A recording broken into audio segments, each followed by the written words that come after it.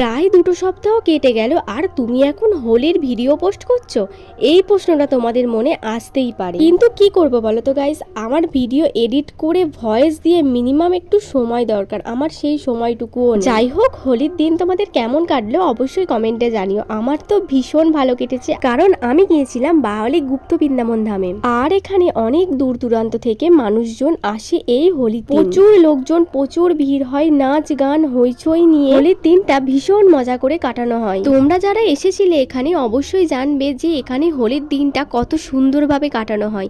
আর যারা আসোনি তারা অবশ্যই একবার ঘুরে যেও, আমি কথা দিচ্ছি তোমাদের খুব ভালো লাগবে।